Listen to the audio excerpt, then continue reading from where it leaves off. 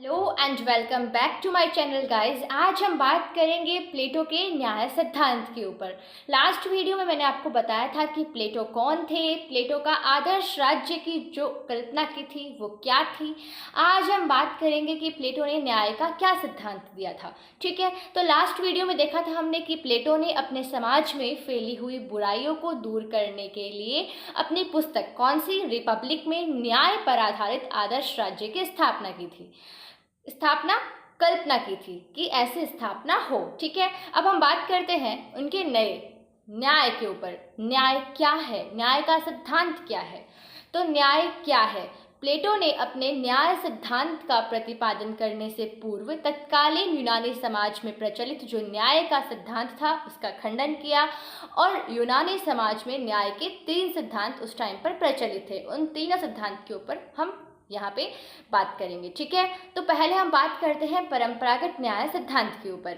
इसके प्रतिपादक कौन थे? सिफोलस और पॉलीमार्क्स थे। ठीक है, ये दोनों उस समय के दार्शनिक विचारक थे। सिफोलस क्या मानते थे? सिफोलस के अनुसार सत्य बोलना और दूसरों का ऋण चुका देना ही क्या है? न्याय है।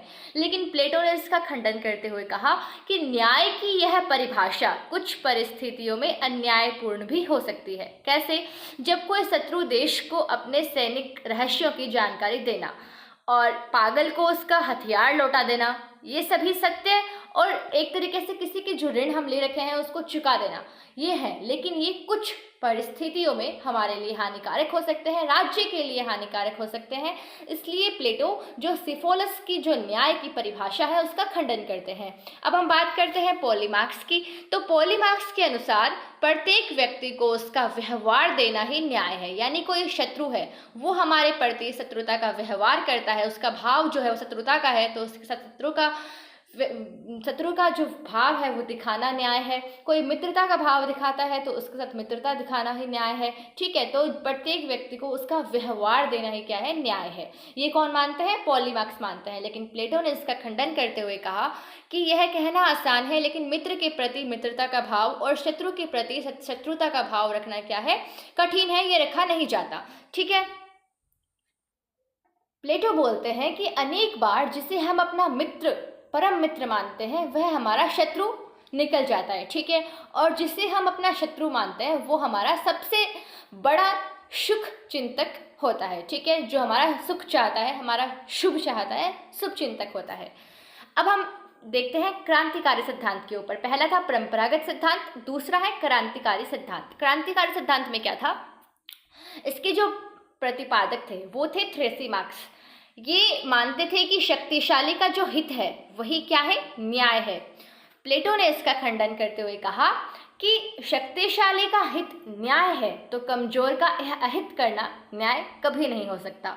ठीक है, तो इसका खंडन वो इस प्रकार करते हैं। अब आता है तीसरा, यथार्थवादी सिद्धांत। इसके प्रतिपादक कौन थे? ग्लेडन थे। ये मानते थे कि न्याय जो है वह भय का शिशु है, अर्थात कानूनों का पालन करता है जिससे न्यायपूर्ण समाज की स्थापना होती है। ठीक है, लेकिन प्लेटो ने इसका खंडन करते हुए कहा कि व्यक्ति कानून की पालना हमेशा ही जो है वो दंड के भय से नहीं करता। कुछ आंतरिक भावनाएं भी होती हैं उसकी जिसके कारण वह कानून का पालन करता है। ठीक है, जैसे हमें बोलते हैं कि हमें हेलमेट लगा के जाना चाहिए, तो अभी हम हेलमेट लगा के जाते हैं, बहुत सारे जुर्माने के कारण भी लगाते हैं कि जुर्माना देना पड़ेगा। लेकिन कुछ जो है वो इसीलिए भी लगाते हैं कि हमारा इससे नुकसान नहीं हो, वो अपनी आंतरिक भावनाओं के जो है उसके लिए भी वो कानूनों का पालन करते हैं। ठीक है, तो ग्लेडन यह भी कहता है कि न्याय कमजोर की आवश्यकता है, न कि शक्तिशाली का हित। अर्थात ग्लेडन के अनुसार कमजोर लोगों ने अपने दुखों से छुटकारा पाने के लिए आपस में एक समझौता किया जिसे न्याय की स्थापना हुई। लेकिन प्लेटो जो है वो इसका खंडन करते हुए कहते हैं कि न्याय कोई कृत्रिम वस्तु नहीं है जिसकी उत्पत्ति किसी समझौते से हो, बल्कि न्याय तो मानवीय आत्मा की एक पवित्र अभिव्यक्ति है। न्याय के इन तीनों सिद्धांतों का खंडन करने के पश्चात प्लेटो अपना न्याय सिद्धांत प्रस्तुत करता है।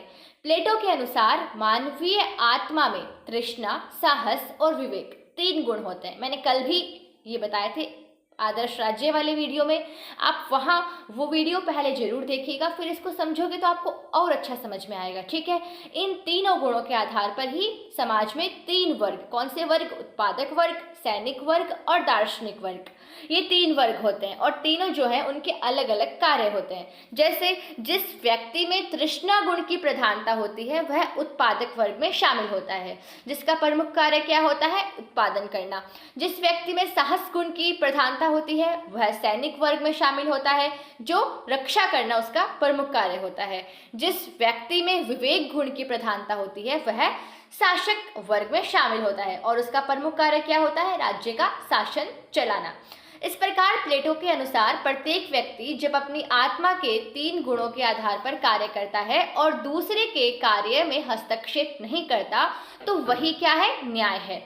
अर्थात प्लेटो के अनुसार प्रकृति प्रदत्त सर्वोत्तम गुणों के अनुसार कार्य करना ही न्याय है। ठीक है, फाइनल डेफिनेशन अगर 2 नंबर के आपके पास क्वेश्चन आता है तो आप लिखोगे कि प्लेटो के अनुसार प्रकृति प्रदत्त सर्वोत्तम गुणों के अनुसार कार्य करना ही क्या है? न्याय है। प्रत्येक व्यक्ति को उसको नेचुरल, उसके पास कुछ गुण होते हैं, अच्छे गुण, उनके अकॉर्डिंग वह अपना काम करे तो वही क्या है? न्याय है। ठीक है, अब हम देखते हैं कि प्लेटो के न्याय सिद्धांत की विशेषताएं क्या हैं। कार्य विशिष्टीकरण व अहस्तक्षेप आधारित है। आदर्श राज्य भी था और ये भी। प्लेटो अपने न्याय सिद्धांत को व्यवहार में देखने के लिए दार्शनिक राज्य की व्यवस्था करते हैं। तीसरा, इसमें मानवीय आत्मा व राज्य के गुणों का क्या है? समावेश है। प्लेटो के न्याय सिद्धांत कर्तव्य पालन पर आधारित है। यह वैधानिक ना होकर क्या है? नैतिक है। अब बात करते हैं आलोचना की, तो यह अप्रजातांत्रिक व असमानता पर आधारित है, क्योंकि इसमें संपूर्ण शक्तियां किसके पास हैं? दार्शनिक शासक में निहित हैं, यानी वो जो चाहेंगे वही होगा। इसमें सैनिक वर्ग और उत्पादक वर्ग के पास शक्तियां नहीं हैं। इसमें मानव जीवन का सर्वांगीण विकास न होकर केवल एक पक्ष का विकास होता है।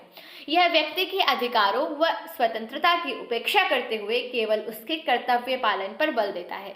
प्लेटो यह तो कहता है कि कोई भी किसी भी व्यक्ति के कार्य में हस्तक्षेप नहीं करेगा, लेकिन वह इस बात की व्यवस्था नहीं करता कि यदि कोई हस्तक्षेप करेगा तो उसे क्या दंड मिलेगा। ठीक है, पूरी तरह से उन्होंने इसकी व्यवस्था नहीं की जिससे यह सिद्धांत पूरी तरह से लागू हो सके।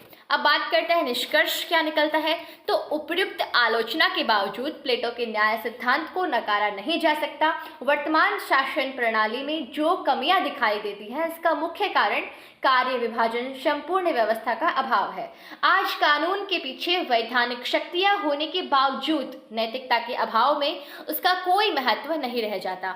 ऐसी स्थिति में प्लेटो का न्याय सिद्धांत उस न्याय की स्थापना करने की क्षमता रखता है जिसकी वर्तमान में आवश्यकता है। अगर आपको वीडियो अच्छी लगी तो वीडियो को लाइक कीजिए, चैनल को सब्सक्राइब कीजिए और किस तरह की वीडियो चाहिए, कौन से टॉपिक पे वीडियो चाहिए, इसके लिए आप मुझे कमेंट कर सकते हैं।